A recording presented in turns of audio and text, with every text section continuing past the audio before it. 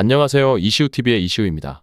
해당 분석은 초안 분석이며 최종 분석과 픽은 하단 댓글에 있는 링크로 문의 주시면 방입장 도와드리도록 하겠습니다. 방입장은 무료로 진행되며 절대 금전적인 요구를 일체하지 않습니다. 이번 분석은 승부식 156회차 해외 축구 2경기 분석 진행해 보겠습니다.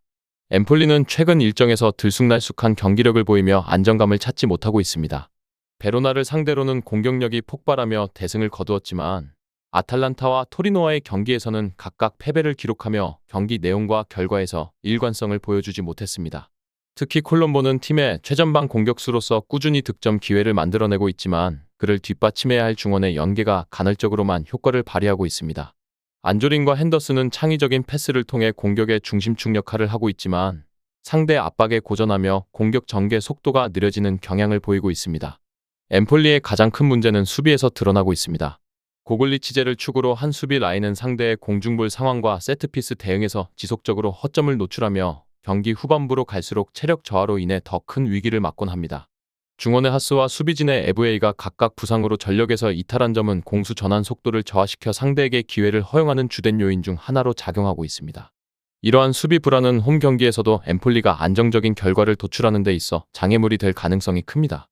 홈에서의 강점이 어느 정도 작용하겠지만 상대의 빠른 역습에 취약한 모습을 보일 여지가 큽니다.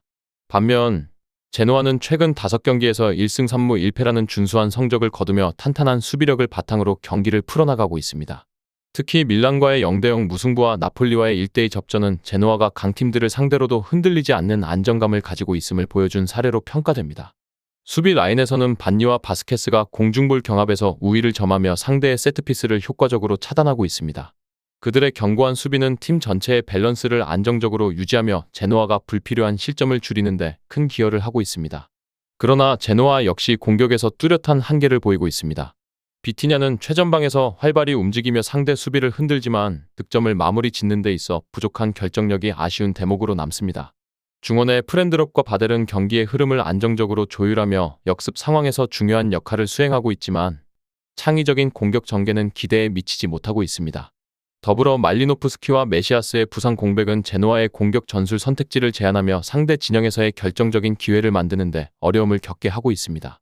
이번 경기에서 엠폴리는 홈 이점을 활용해 적극적인 공격을 시도할 가능성이 높습니다. 콜롬보와 안조린의 조합은 제노아의 수비를 위협할 수 있는 잠재력을 가지고 있지만 제노아의 견고한 수비력 앞에서 얼마나 효과적으로 기회를 살릴 수 있을지는 미지수입니다. 반면 제노아는 탄탄한 수비 조직력을 바탕으로 실리를 추구하는 경기를 펼칠 것으로 예상됩니다. 제노아는 수비에 중점을 두며 엠폴리의 공세를 차단하고 역습 상황에서 득점 기회를 노릴 가능성이 큽니다. 두 팀 모두 득점력 부족과 부상자 문제로 인해 공격에서의 한계를 극복하지 못할 가능성이 높습니다. 엠폴리가 홈에서 경기를 주도하려 하겠지만 제노아의 단단한 수비를 완전히 무너뜨리기는 어려울 것입니다. 경기의 흐름은 치열한 공방전으로 이어지겠으나 양팀 모두 결정적인 기회를 마무리하지 못하며 득점 없이 무승부로 끝날 가능성이 높아 보입니다. 이 외에도 다른 축구 분석과 야구 분석 및 종합픽이 궁금하시다면 하단 고정 댓글 링크로 문의 주세요. 파르마는 주로 4-2-3-1 포메이션을 채택하며 중원을 거쳐 측면에서 기회를 창출하는 전술을 구사합니다. 최근 경기에서는 빌드업 과정에서의 세밀한 움직임과 공격 전개가 돋보였지만 로마와의 대결에서 0대5로 대패를 당하며 수비 조직력에 심각한 허점이 노출되었습니다. 팀의 핵심인 많은 중원에서 드리블과 창의적인 패스를 활용해 공격의 중심축 역할을 하고 있지만 델프라토와 발레리의 부재는 수비 전반에 큰 부담을 안기며 상대의 공세를 효과적으로 차단하지 못하는 원인으로 작용하고 있습니다. 파르마는 홈 경기에서 비교적 나은 경기력을 보여주지만 상대의 강한 압박에 취약해 공수 전환이 원활하지 않은 모습도 종종 드러나고 있습니다. 반면 몬차는 3-4-1-2 포메이션을 활용하며 견고한 수비와 빠른 역습을 기반으로 한실리적인 축구를 지향합니다. 최근 유벤투스전에서는 1대1로 패배했지만 경기 내내 보여준 카프라리의 뛰어난 개인 기량은 팀의 중요한 희망 요소로 작용하고 있습니다. 몬차의 중원에서는 비앙코와 본도가 활발한 움직임과 태클로 수비적인 기여를 하며 경기의 밸런스를 유지하고 있지만 주리치와 페시나의 부재는 공격 전개에서의 창의성 부족으로 이어지고 있습니다. 특히 상대의 압박을 풀어내는 패스 플레이와 득점 기회를 만드는 과정에서 결정적인 활약이 부족하다는 점이 아쉬움을 남깁니다. 수비 라인에서는 담브로지오와 마리가 중심을 잡으며 안정감을 제공하고 있지만 측면에서 올라오는 크로스에 대한 대처는 여전히 불안정한 모습을 보이고 있습니다. 이번 경기에서 파르마는 홈 이점을 살려 점유율을 높이고 경기를 지배하려는 시도를 할 가능성이 높습니다. 만을 중심으로 한중원의 패스 연결과 측면에서의 공세를 통해 몬차의 수비를 공략하려 할 것이지만 몬차가 수비적으로 단단히 응집하며 역습으로 대응할 가능성이 큽니다. 몬차는 카프라리를 활용해 파르마의 수비 라인 뒤 공간을 공략하려는 전략을 구사할 가능성이 있지만 공격 자원 부족과 창의적인 플레이의 부재가 여전히 걸림돌로 작용할 전망입니다. 결과적으로 두 팀은 수비적인 운영과 공격에서의 제한된 창의성으로 인해 치열한 접전을 펼칠 가능성이 높습니다.